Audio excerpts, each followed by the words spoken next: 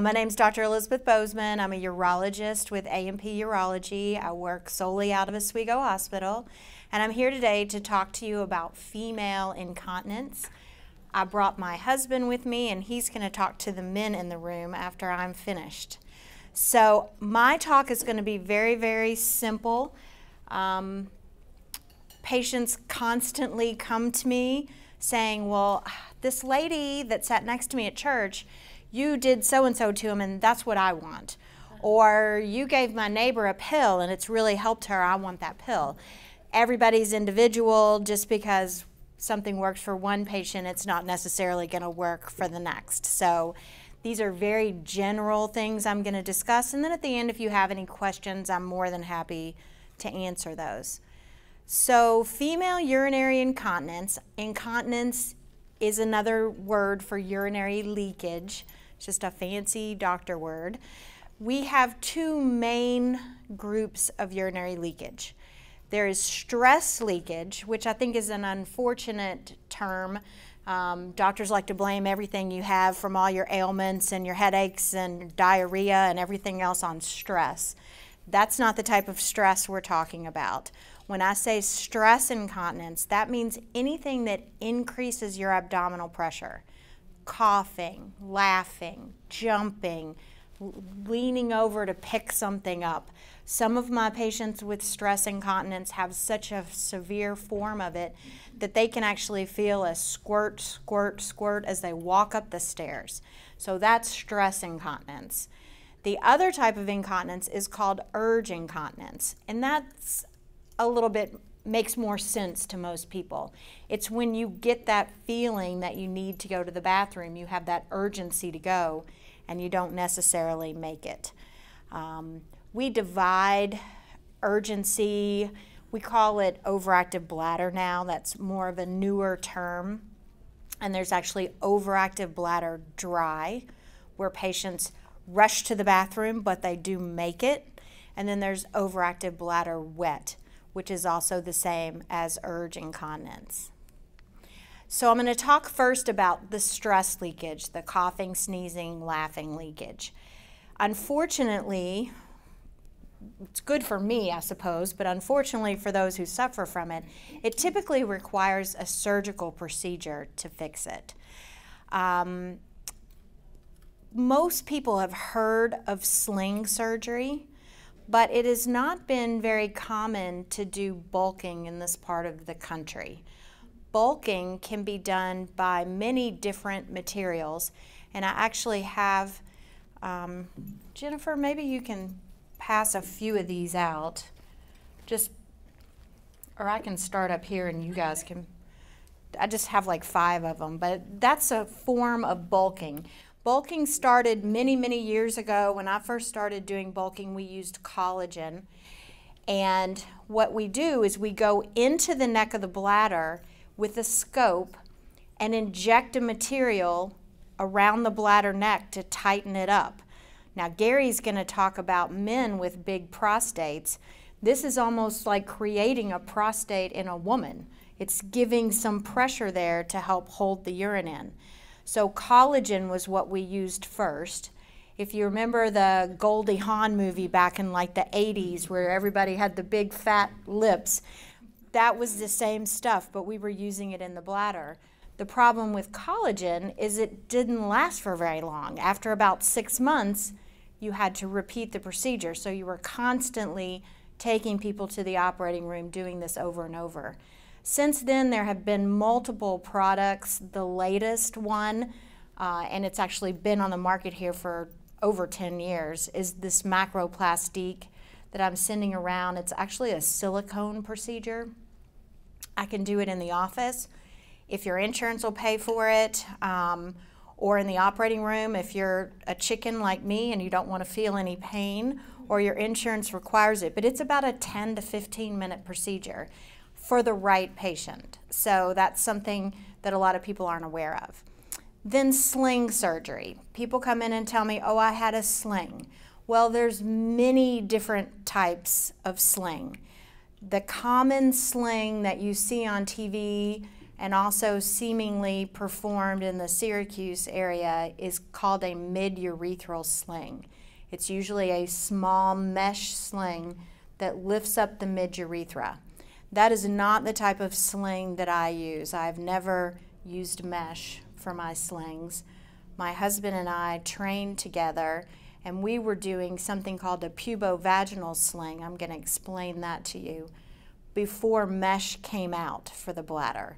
So Gary and I were doing slings with using either the patient's own fascia, which is the covering of the muscle, or we were using something that came from an animal, like a pig or a cow, fascia, which is that covering, like on a steak, that white, tough stuff, that's fascia. It lines our muscles, and it's pretty strong. So we've always done a sling using that, and when the mesh came out, we just elected to not ever switch because we had success the way we were doing it. And then it ended up all these lawsuits came out, so we were pretty happy to have not been involved in that.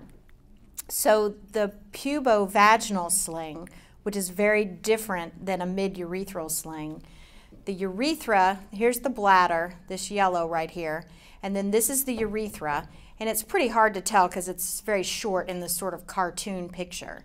But in a mid-urethral sling, the sling is down here.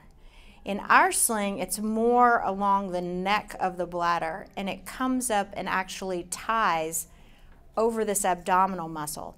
So I can't, it's hard for me to do it because I don't have both hands, but the sling, when I prepare it, almost looks like one of those swing sets where you've got the cloth seat and then the chains for the swing.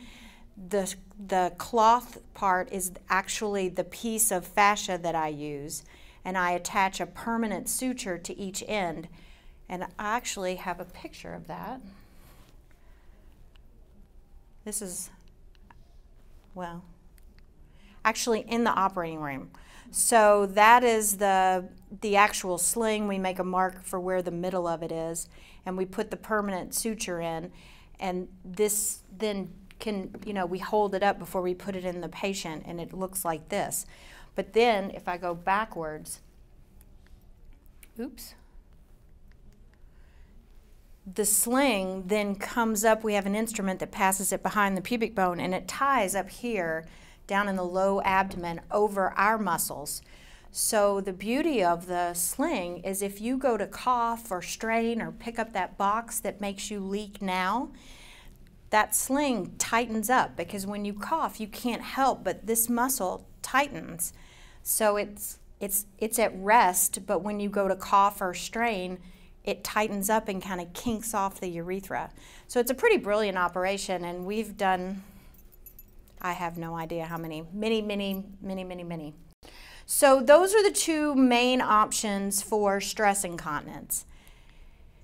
Then urge incontinence. There's a lot more going on with urge, and this has certainly changed in my career.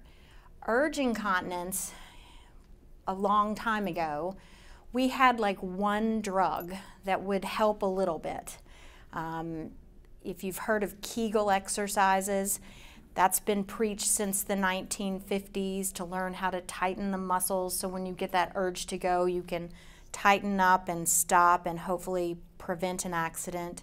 So we do still encourage people to do those. We talk about behavioral therapy. I had a patient the other day come in, and she was having terrible frequency and leakage, wearing, I don't know, 5 large pads a day. And after we drilled down and she came back with a bladder diary, she is drinking 7 liters of fluid a day. So miraculously, when I had her drop to 2 liters and she thought she was going to die of thirst, all of her leakage and frequency went away. So, you know, there is something to be said about behavioral therapy and doing your exercises. Then if those things fail, we move on to medications. There are now, I think, 12 overactive bladder medications. The newest one is my favorite because it works through a different pathway than all the other anticholinergics we've had in the past. Most of the overactive bladder drugs tend to cause dry mouth, constipation, blurry vision, and even some of them can cause some mental confusion. Now, this is not a problem of aging, but as you get older, it is more common. So obviously most older people do not need any more dry mouth, constipation, confusion, or blurry vision. So this newer drug works great without those side effects. But if you fail medication, in the past, we just didn't know what else to do. Sometimes we'd do medicines in combination, send people to physical therapy. But nowadays, we have several options. And I just listed them here, and I'm going to go through them one by one just very briefly. Botox, which most people have heard of but don't really necessarily know what it is.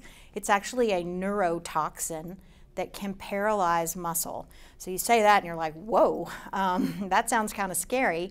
It's what the movie stars use in their foreheads to get rid of their wrinkles.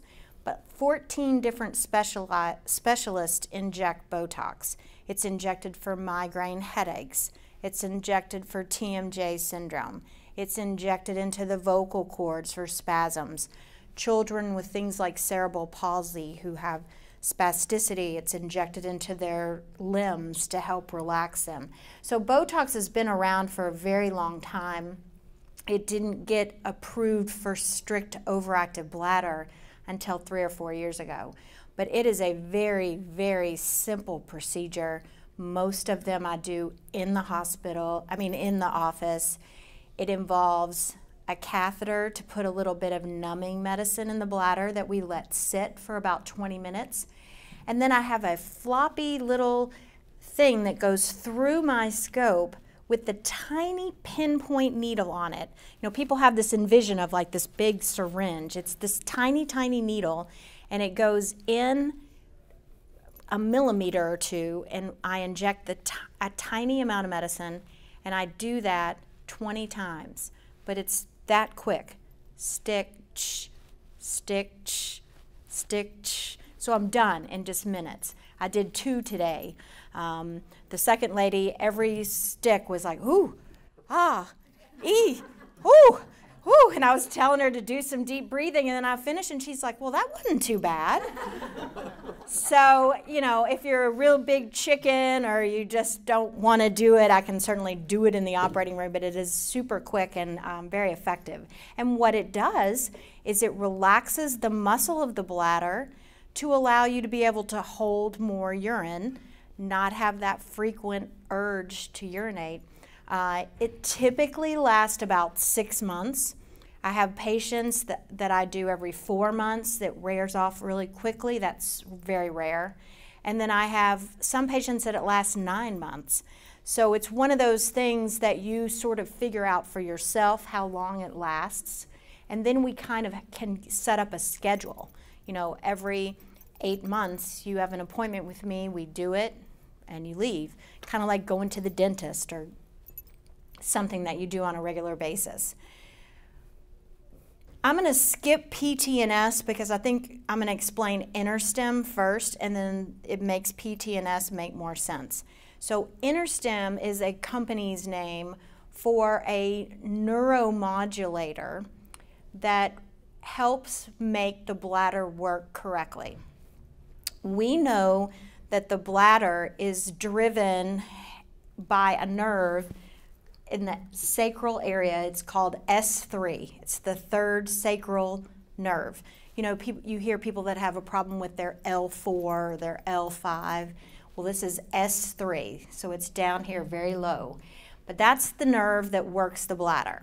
So somebody, I don't know, maybe 16 or so years ago, thought, well, if there's a problem with the bladder, maybe we can directly stimulate that nerve and make the bladder work correctly.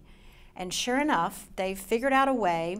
I actually put an electrode, I use X-ray, and this is done in the hospital, where I can put an electrode against that third nerve and hook it up to a battery pack that's placed inside of you in the buttock area, and it looks just like a pacemaker that someone would wear for their heart. and it continually stimulates that nerve to make the bladder work correctly. It sounds like a really big deal, and it is a big deal. I mean, it's definitely the last thing that I typically recommend because it's more invasive, but it can be life-changing for people. The battery has to be replaced, just like a battery in a watch. Depending on the setting, that's 5 to 7 years, and people love them. It's an interesting thing to note that it works for urge incontinence, where people can't hold their urine, but it also works for people who can't empty the bladder. Now, not for the situation Gary's going to talk about where the prostate is keeping the bladder from emptying, but we see men and women, me especially women, that for whatever reason they just don't empty their bladder all the way. Maybe they learned to do that. We used to call it teacher bladder or nurse bladder. They've held their urine for hours and hours and hours at work and wouldn't let it go, and the bladder just stretched out. But this therapy will actually work in that too, so it's pretty fascinating that that one nerve works the bladder. So maybe 7 or so years ago, somebody thought, well, if that nerve works the bladder, but people don't want to have this implant, where does that nerve end? And sure enough, it divides like branches of a tree, and it ends in the ankle bone in what's called the posterior tibial nerve. So that's what the PTNS stands for, posterior tibial nerve stimulation. So what that does is the exact same thing as the interstim, it just does it from further away. So you actually have to come to the office once a week for 12 weeks. We put a little acupuncture needle in that nerve, or my nurse does, and you sit for 30 minutes while it's stimulating the bladder nerve, and you're reading a book or taking a nap or listening to music. There's no pain involved with it. It's just more time intensive because you have to come once a week for the 12 weeks. If it is successful, which it is like 88% of the time, then you have to follow up with boosters like monthly or every 6 weeks to keep that therapy working. But I have many, many patients, and I know Gary does too, that have had phenomenal results from that. What sometimes happens is the patient will do the PTNS, it works really great, they're coming monthly, and a year goes by, and then a year and a half goes by, they're like, you know, I think I might just want that permanent stimulator because they get tired of coming to my office all the time. So just to summarize, there's a lot of options available now for both the stress and the urge incontinence. So just because you've perhaps been told a long time ago there was nothing anybody could do for you, you should revisit the situation because there's a lot of options. Any questions? Do we want to? Yes, ma'am. Why do you use pig parts? What is it with pigs? It's not necessarily pigs. If you, the way we originally started doing is that we would take your tissue, but to get a strip long enough, I have to make a pretty big incision, like a hysterectomy incision.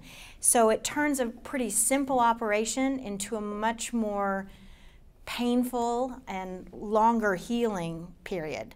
So then in our history, we went to cadaver fascia because people donate their bodies to science, and we would get these strips of fascia that were reasonable, but we would find that we'd get one piece, we'd open it up, and it would be just beautiful and wonderful and thick and strong, and you figure it was some horrible like 18-year-old killed in a car accident or something. And then you might get another one, and you could like read the newspaper through it, and you could tell that it wasn't very strong, and here you're doing this operation on someone, and maybe this was a 103-year-old who donated his body to science and his tissues were pretty much shot. So then we went to looking for another alternative. There are some matrices that are made in the laboratory, but we felt more comfortable using something that had actually been alive. And so it depends on the company. There's pig skin, there's pig fascia, there's cow. What I'm actually using right now is actually fetal cow fascia. So it's baby cow muscle layer. Yeah, and it seems to work well. I guess we let Gary talk, and then you can ask us both questions. Is that? And I was just going to talk about the enlarged prostate. What is BPH, how is it diagnosed, and what are the treatment options? I don't have a very big crowd here tonight. I think I'm outnumbered by about 9 to 1. So most of you don't have a prostate. Some of you have prostates that have already been taken care of. I don't know that I'm talking to just a couple of people. But a lot of you have husbands, I suspect, that this might be appropriate for. So the prostate is a walnut-sized gland that surrounds the first part of the male urethra. Elizabeth talked about incontinence, and women have incontinence because they have a very short urethra, literally 2 centimeters, 2.5 centimeters. Men have a long urethra, and in addition to a long urethra, we have this solid glandular structure that circumferentially surrounds the urethra. And that can cause problems later in life. But that gland is an important sex gland. It's the gland that produces the fluid that comes out when men ejaculate. So it has a very important function. And the prostate gland starts out very, very small as an infant, and it really stays small through childhood. And then in puberty, it comes to its adult size. And it stays that size for many years and serves a very important function. After puberty, it stays about the same size until about the age of 35 to 50, and then it just becomes a nuisance to all of us. It's kind of like the hair in your nose or the hair in your ears. It has no important function. It's just there to bother you. And the way that the prostate bothers us is by this benign enlargement that can produce symptoms. And then there are other problems that can occur with the prostate in age. As the prostate enlarges, you may get prostate infections or become more prone to prostate infections and have problems with frequent urination and urgency and genitourinary pain in the prostate or the penis or the testicles. Or you can get prostate cancer. As we age, the prostate becomes more prone to malignant deterioration of the cells. And many men, I'm sure you all know somebody that's dealt with prostate cancer. But these 3 conditions, prostate enlargement, prostate cancer, and prostatitis, are completely independent of one another. No relationship whatsoever. Again, as men age, they become more prone to prostate enlargement, such that by the age of 80, 90% of men have prostate enlargement that's palpable on examination. That doesn't mean that many men have symptoms or have life-altering problems, but that's how many men it's present in if you were to do autopsy studies. BPH stands for benign prostatic hyperplasia, and that just simply means benign growth of prostate tissue surrounding the urethra and causing symptoms of prostate enlargement. Again, nothing to do with cancer. As the prostate enlarges and creates obstruction to the flow of urine, you not only get symptoms of prostate enlargement, but you start to get changes in the bladder and changes in the upper urinary tract, the tissues behind that. And I think, you know, that picture right there depicts a normal, healthy, smooth-walled bladder with a nice open channel through the prostate. Whereas this picture with this big obstructing prostate shows a bladder that's been significantly overworked. We call that a trabeculated bladder. That the trabeculations or the striations within that bladder wall represent overworked muscle tissue. And many men will present with a bladder that looks like that and have relatively few symptoms and carry a large residual urine volume, and that can actually be dangerous. But these are physiologic anatomic changes that occur over time as a result of prostate enlargement. This is just another depiction of that. Again, normal healthy prostate, normal sized prostate, normal appearing bladder here, and then this obstructing prostate and a hypertrophied bladder over here with all these muscular striations. And anytime I do cystoscopy, I take pictures of inside the bladder so that I have some baseline or reference back to see what these bladders look like. But this is one part of the destruction that can occur from an enlarged prostate. Another part of it can actually affect the kidneys, the upper urinary tract, the much more important part of the urinary tract, because it's responsible for getting rid of the waste in the body. And if this condition gets bad enough, the kidneys can actually start to suffer and fail as well.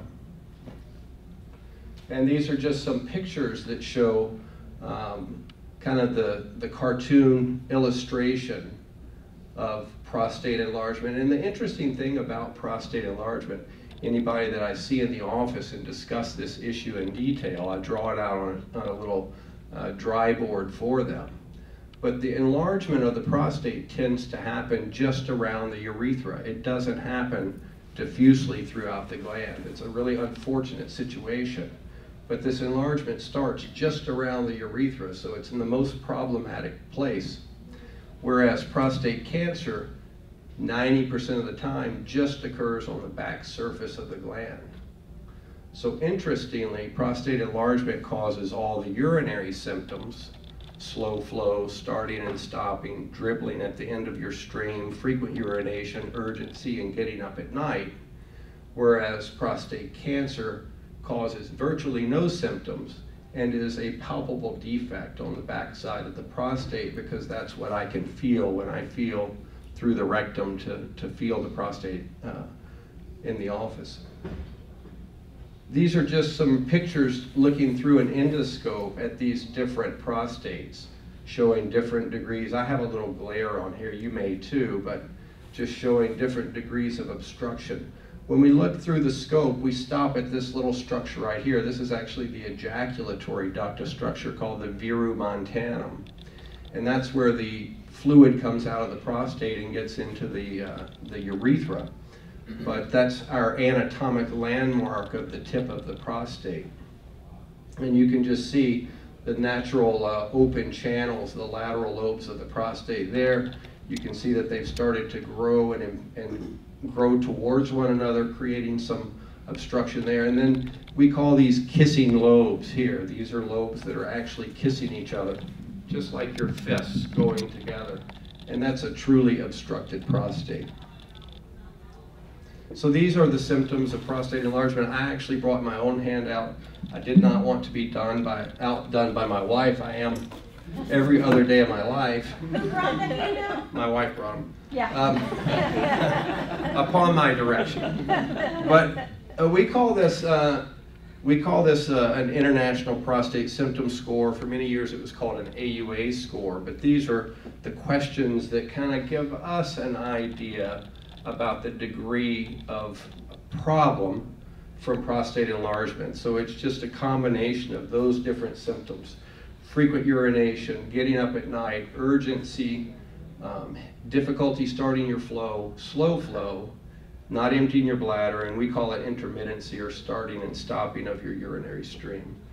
And those questions, each answered on a little bit of a difficult scale to understand, but they give us a really good idea and allow us to compare patients from across the board about the degree of bother from prostate enlargement. And that's really what it boils down to. How much does it bother you?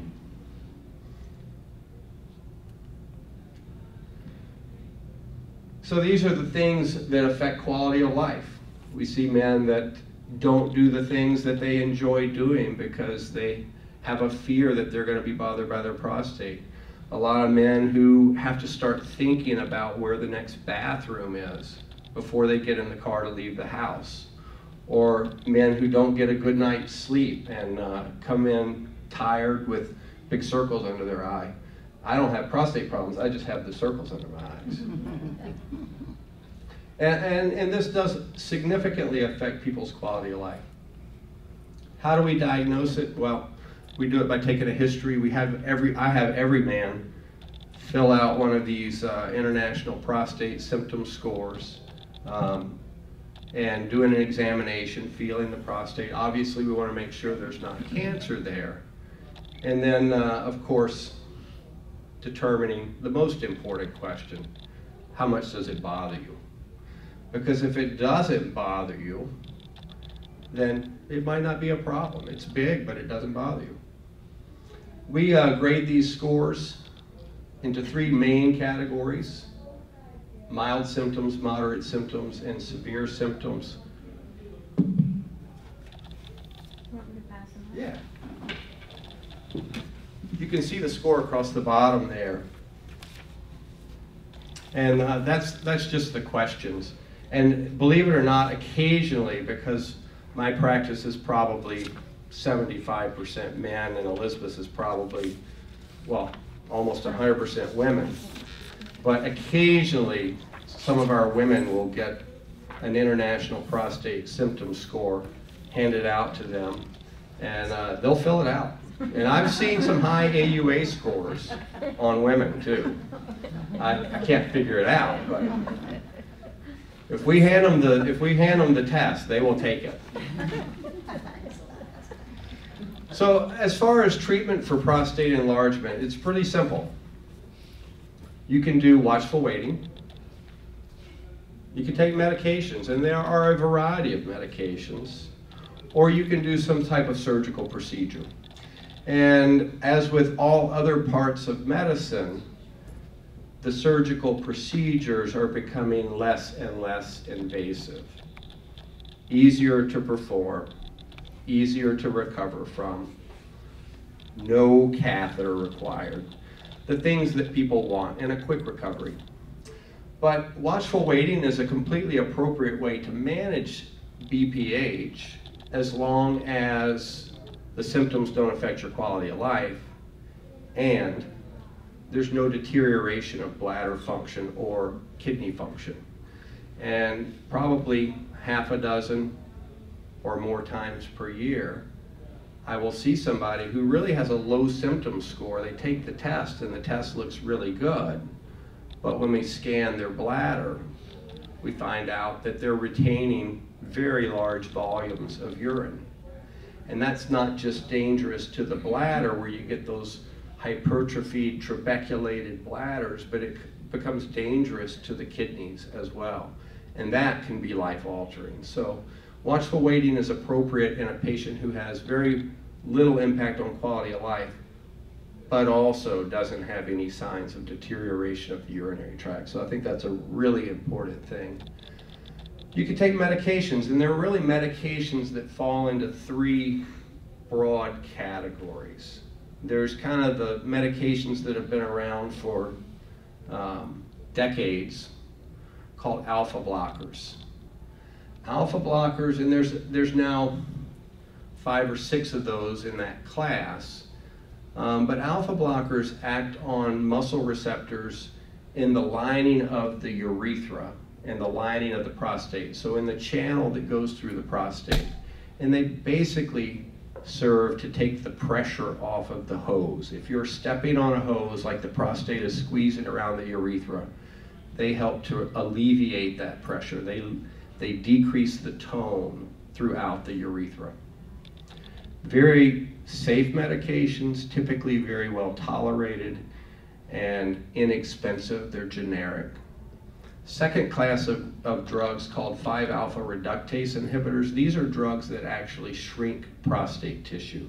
They act on the gland itself, not the channel, and they reduce the size of the prostate. 2 drugs in that class, finasteride or Proscar and dutasteride or Avodart. As urologists, we typically reserve those as second-line therapy because they have some undesirable side effects. They can reduce your sex drive, affect erectile function, and therefore we kind of reserve those medications for somebody with a truly large prostate and not responding well to alpha blockers. Those drugs were very heavily marketed in their early years and are still first-line drugs for a lot of primary care physicians. And then I'm going to move over to the other side. We have heat-based therapies, a variety of different therapies to heat the prostate tissue in order to shrink it. Microwave therapy, needle ablation therapy, and now there's even a new one called Resume, using steam that's injected into the prostate. These therapies are done in the hospital or the office setting, but more commonly in the hospital. And they do typically require catheterization. They cause a lot of irritative voiding symptoms after the treatment, frequent urination, urgency, sometimes urge incontinence. And it takes a few months to get over those. And then there's the old gold standard, probably everybody knows somebody that's had a ream job or a TURP, where we go in and actually remove the tissue. And I would insert in between there, about here, laser therapy. I think laser acts more like a TURP, but is much less invasive and easier to recover from than the heat-based therapies. Typically a catheter for a couple of days, but you don't have to be in the hospital, and it actually does remove the tissue. But we have a new procedure called UroLift. It's a novel approach to treating the prostate, and I'm not an early adapter typically to any procedure. I like to see what the test of time has done. UroLift has actually been used in the United States for over 5 years now. And our practice that we're affiliated with, AMP Urology in Syracuse, was an early adapter and have been involved in the clinical trials. But it's a really neat procedure that basically is a series of clips in the prostate or staples in the prostate to hold it open. And it looks like this. Basically, we put the scope into the prostate. In the first slide over there, the scope depicted inside the prostate, looking at prostate anatomy. And then this gun, it looks like a gun, fires this staple through the prostate. This staple has a little nitinol tip on it, or anchor. When it gets to the outside of the prostate, it turns sideways. And then it has what looks like fishing line. And then it has a certain amount of tension that it puts on, and then you lock a stainless steel clip on the end of it that's depicted right there. And it's typically 4 to 6 of these staples in the prostate. There's a full treatment right there with 4 of them. I did 3 UroLifts today at the hospital, and all the patients went home without catheters in. And it takes about 20 minutes to do the procedure. It does have a fair amount of frequency and urgency and burning with urination for a couple of weeks after it. The neo-tract people, the people that make this device, would like you to believe that it doesn't, but that's not true. I have to see you after the procedure. I'm the one that has to be accountable to you, so I'm going to tell you the truth. So this is what the little anchor looks like, and it's very, very small. I actually have one of these mounted in my office that people can look at. It's a very small and ingenious little device. And there's just a cartoon depiction of us looking at the prostate through the scope and how we kind of push it over to the side and fire this needle out. The needle actually fires out, forward, and out. And then you back the scope away from it, and you're able to, there's a little white line on the suture that tells you where the appropriate tension is, and then you fire the clip onto there and it locks it in place. And this is just a real endoscopic depiction. This is the same patient, these 2 pictures, but a real endoscopic depiction of an obstructing prostate. Again, those kissing lobes. This is that ejaculatory duct, which is, again, what we use as our landmark. And that's before the implants, and this is after the implants. So you see this nice open channel through the prostate now. No longer have that blockage or obstruction. And you can just kind of see here, this is where one of the clips is placed. This is where another one of the clips is placed. This back here, you can see this draping away is where another clip is placed. But they just hold that prostatic tissue open. Really don't get much bleeding. It's not beautiful or perfect anatomy. You don't burn any bridges. You can do it again or put further implants in, or you can do one of the more invasive procedures if you want to. And typically, like I said, after the procedure, you have some frequency, urgency, burning with urination, may see some blood for a few days. I typically have my patients continue on whatever prostate medicines they're taking until they run out of their current prescription. So if they have a week left, take it for a week. If they have 2 weeks left, take it for 2 weeks. If they get their medicines for 3 months at a time and they have 60 days left, take it until it's gone, but not refill any prescriptions. So typically stop the medications. I think people can typically return to work or normal preoperative activity sooner than 5 to 9 days, but that would be very safe. And the clinical trials show that this procedure is successful to the same degree of symptom improvement at 5 years that it was at 3 months after surgery. So it is durable. The European studies actually show now 6 years. So it seems to be a fairly durable procedure. It does not stop the prostate from growing though. The prostate does continue to grow typically until about the age of 75. Questions? Thank you for a great presentation. In your field, in deciding which treatment to utilize, whether it be for BPH or cancer, aren't we moving more in your field toward algorithms in deciding what treatment option to use? Or does the treatment option, like so many other things, just depend on what that particular physician is specializing in? Like with you obviously you're UroLift, but that's not always the answer for everybody. So is it just going to the algorithm, to a chart where it says this is the age, these are the symptoms, and then you just narrow it down and say this is the best percentage for you, no matter what it be in urology? You get my question? I get your question totally, and I think it's a very good question, very insightful. And I want to reassure you, I am not UroLift. All right? I shouldn't have said that, but yeah, you just zeroed in on it, Gary. He does every single one. I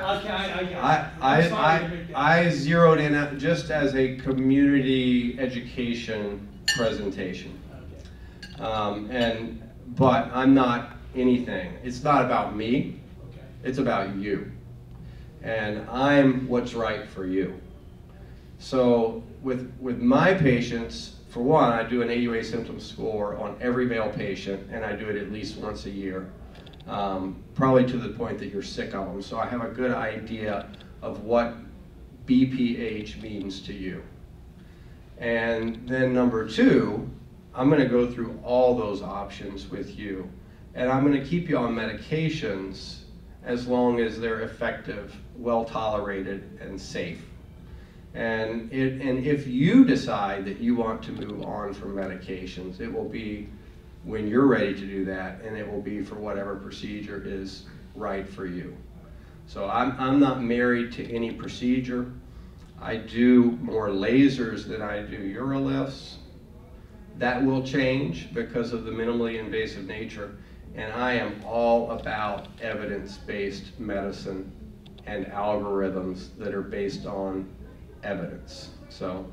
But it's a very good question. It's an important question, and it's an important question not just for BPH, it's an important question for cancer, and it's an important question for so many conditions, because even still in 2017, so much medicine is performed based on the preference of a physician rather than what's right for the patient or based on evidence. So I think it's a great question. And it's the same for what I was talking about as well, because there are doctors, urologists, that only do Botox. Some of our partners do Botox, but they don't do InterStim and they don't do PT&S. They're not as familiar with the drug. So it's kind of a good idea to go to someone that does all the different things, because they can lay out the pros and cons, because there's pros and cons to everything. And it's ultimately the patient's decision, not mine or his. Yeah, I mean, I think that's a great question. I think it's something that should resonate with everybody in the room for some particular problem that they deal with, because we really need to be better than what our personal preferences are.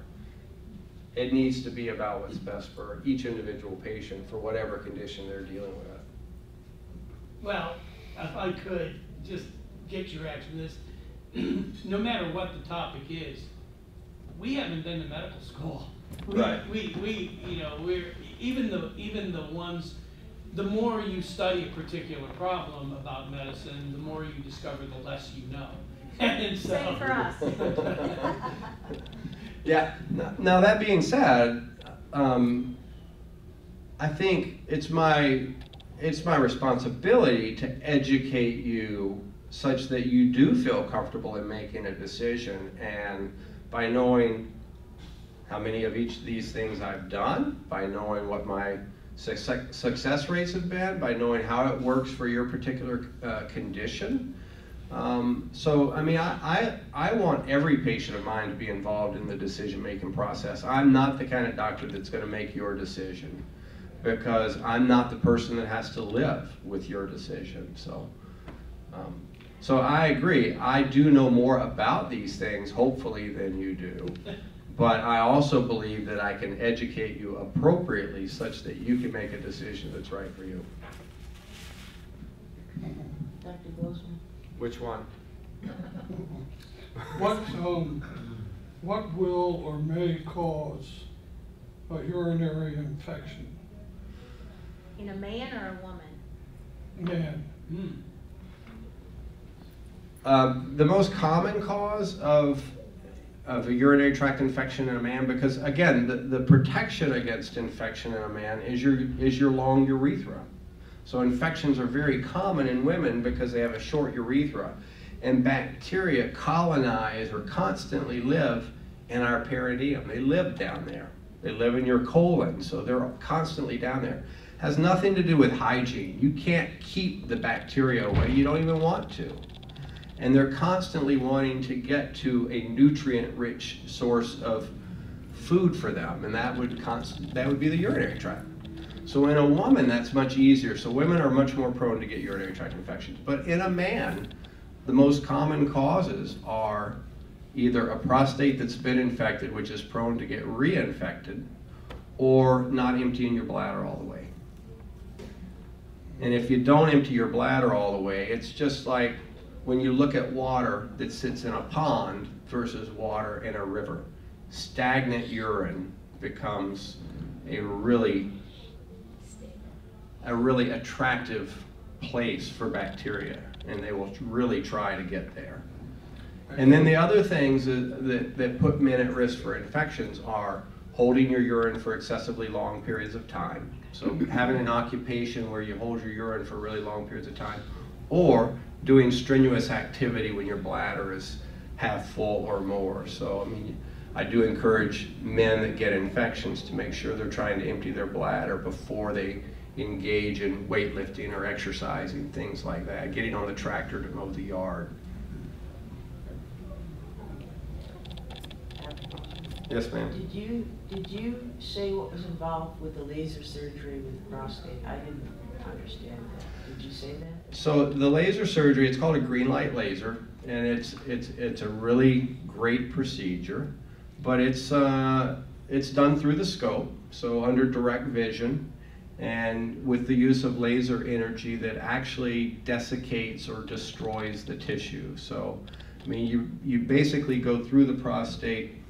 That first slide, that he's going to get it up, but that TURP, that's the Roto-Rooter thing that you, probably your daddy or somebody had it, where we actually scrape the tissue out It's very bloody. Patients used to stay in the hospital for days.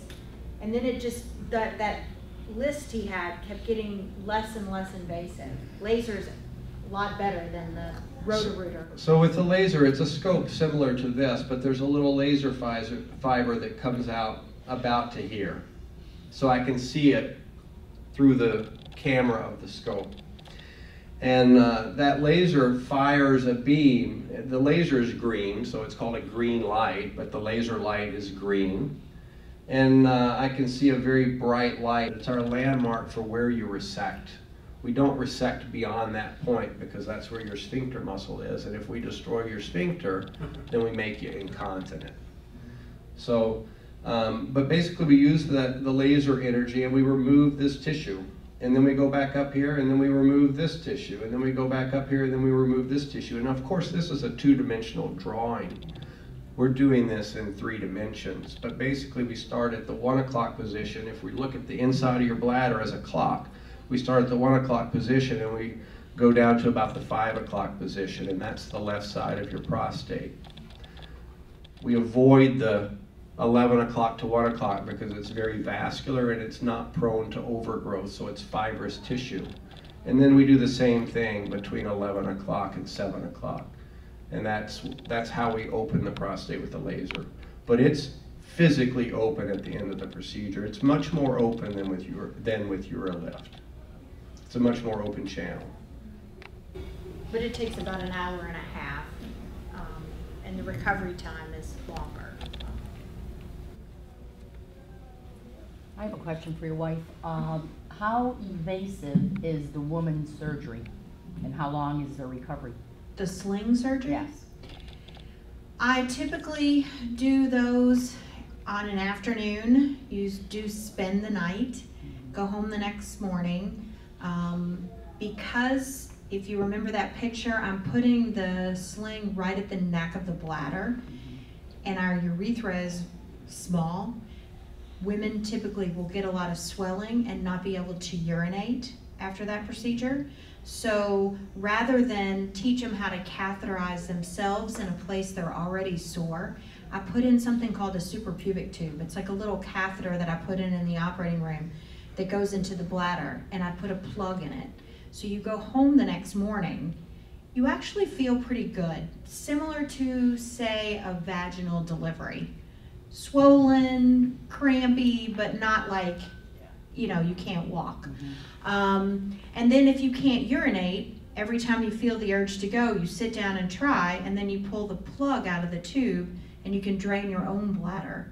And when you come back and tell me that you're emptying all the way when you pull the plug out, nothing else is draining, then you get your tube out. I typically keep people out of work for 6 weeks, depending on their job.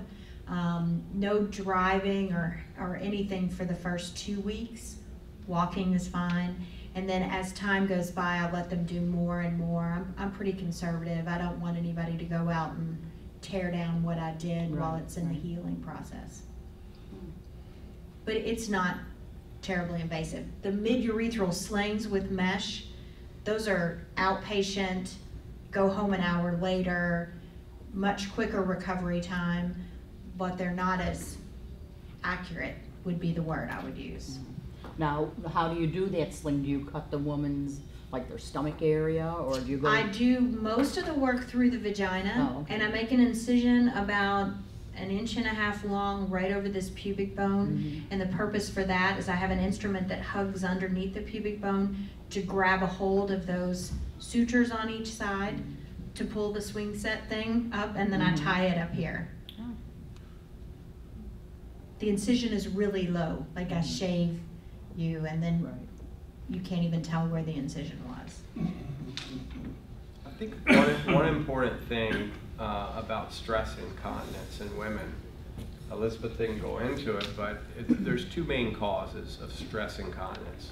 One is what we call hypermobility, which is very common. Any female that's delivered a child will have some damage to the support structures of the urethra and the bladder. So the urethra when we examine a female in the office and she's laying on a table or with her legs in stirrups, the urethra typically is parallel to the floor. But a hypermobile urethra, when you cough or sneeze or bear down, will do that. So it pulls away from the pubic bone.